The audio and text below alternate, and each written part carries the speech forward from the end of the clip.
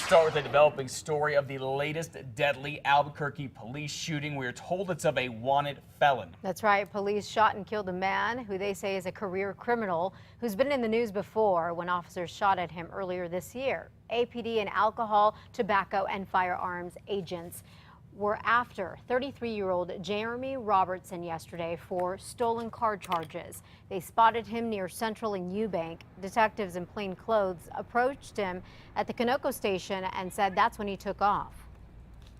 As the subject fled, he pulled a handgun from his waistband. The subject continued to run through the Valero parking lot to the north, still armed with a handgun. Officers nearby heard the call and confronted Robertson just north of the Valero gas station. That's when shots were fired. The subject was still armed and posing an immediate threat to the officers. At this time, we believe 2 shots were fired and 2 officers were involved.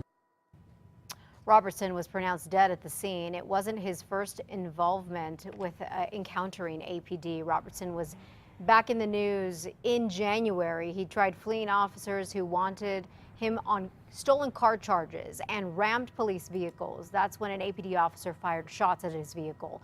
No word on if Robertson fired at police in yesterday's shooting.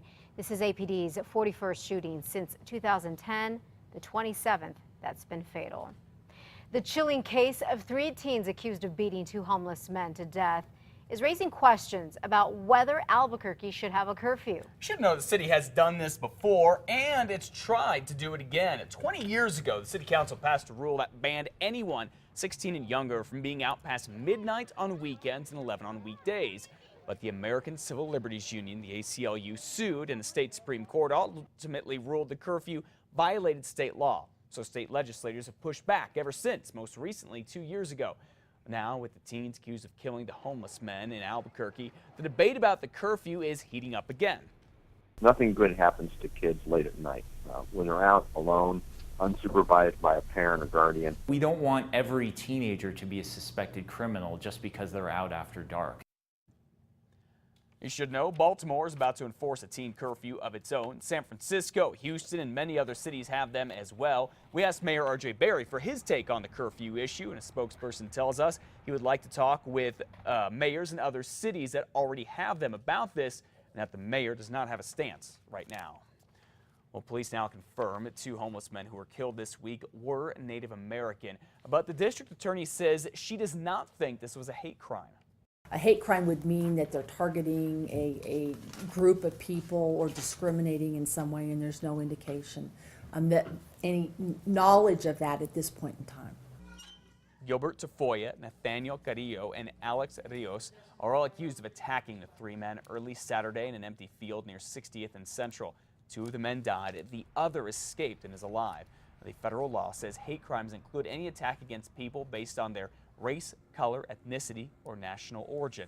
The DA, Kerry Brandenburg, says it does not look like that is the case here. The teens, Tafoya, Carrillo, and Rios, are all charged with first-degree murder and are expected to be tried as adults, even though they are teenagers.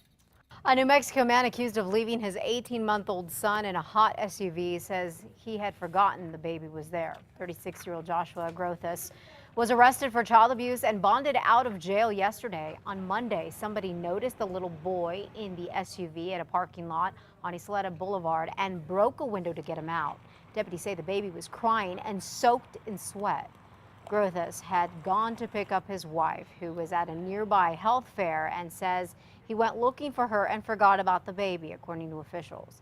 The boy was checked at the scene and released to his mother. 5:35, a district court judge is expected to make a decision this week on whether he will rehear a DWI case for a woman who has been charged with killing her passenger in a separate drunk driving case. News 13's investigative reporter Katie Kim has been following this case from the beginning. Last night we told you about the latest development that Christina Montoya, the woman charged with vehicular homicide from a crash in February 13, had a separate DWI conviction overturned.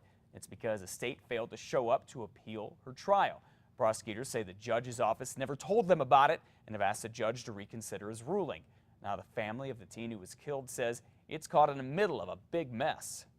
There are so many lives being lost, and everyone should do their part in making sure that these cases are prosecuted. To watch the full story, You can head to KRQE.com anytime. The judge has set a hearing for Thursday. We'll let you know what happens then. Listen.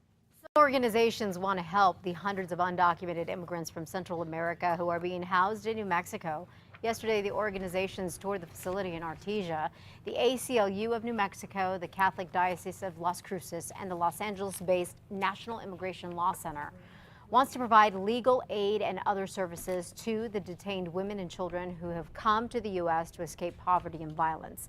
The Artesia facility was housing hundreds of undocumented immigrants, but they are slowly being sent back home. One advocate who visited the facility in Artesia says some children are sick and they may not be getting the proper care.